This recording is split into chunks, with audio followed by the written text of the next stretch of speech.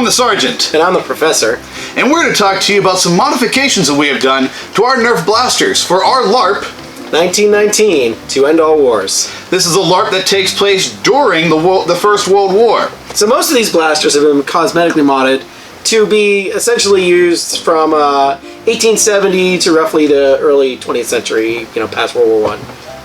So, what are the weapons we're going to take a look at today? Well, today we're going to be going over our small arms, our pistols, shotguns, things of that nature. Things for the personal use that individuals can use when they're stuck in the trenches. Yes, exactly that. So, Quartermaster, let's see our first piece we have here. Oh, the pistol. The gentleman's weapon. So, talk to us a little bit about the role of pistols in World War I. Well, this is, the pistol in World War I would be mostly used by an officer or, say, a sergeant. Most people probably could not afford one.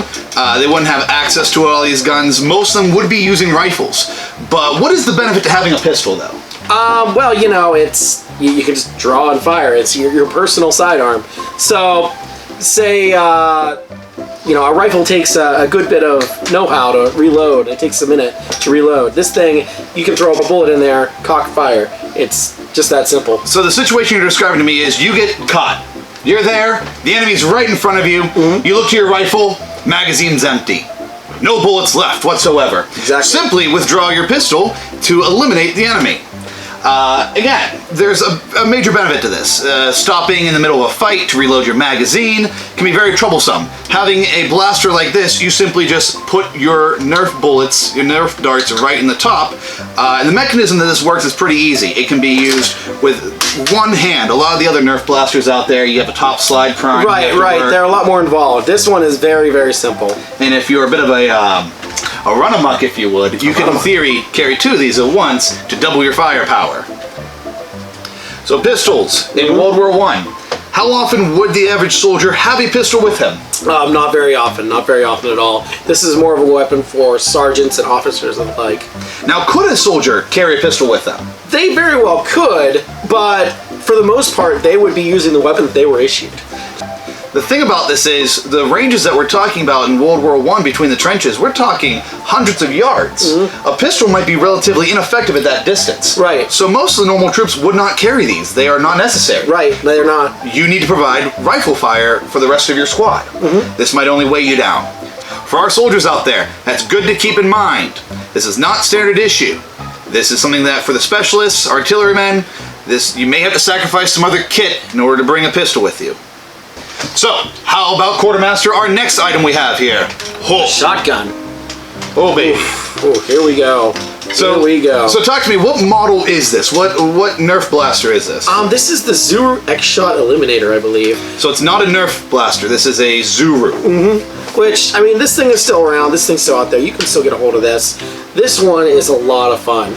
Essentially, it's a double barrel shotgun that you can just load two darts right in the front and blast away. This one we actually have modified cosmetically, giving it this stock here, and this just helps to shoulder it and just makes it feel more like a shotgun. Now how's the action work on this thing?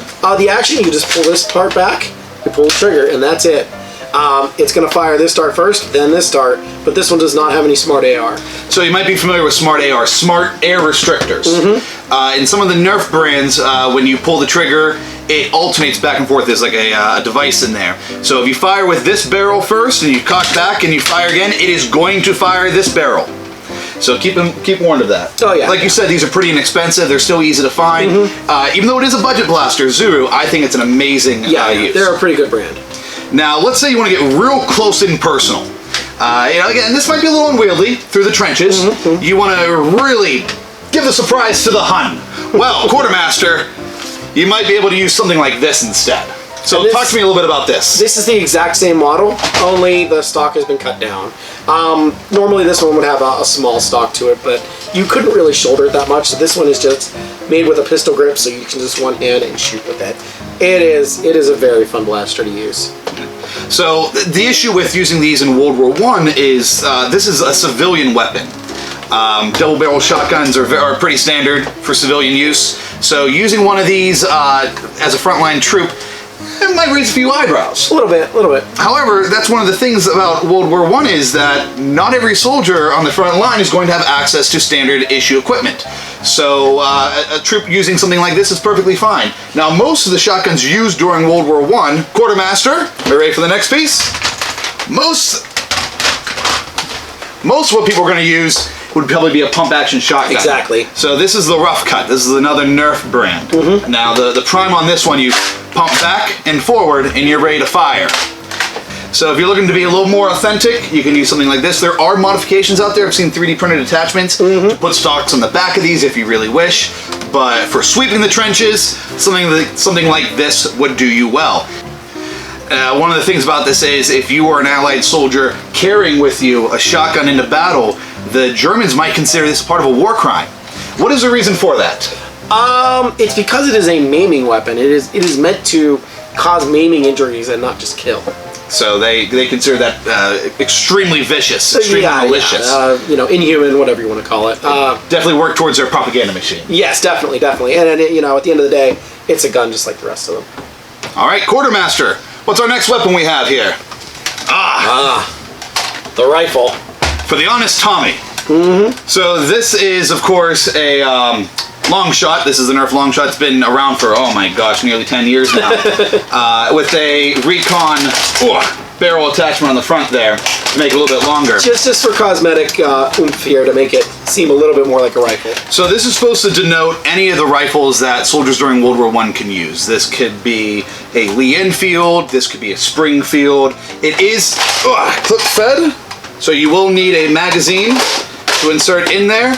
Pretty simple. You pull the trigger, cup back, and that's the reason why we like it. It has that bolt action feel, which most of the weapons, frontline soldiers would be using bolt action rifles at this point. Yes. They're trying to get those bullets across down range, a couple thousand yards.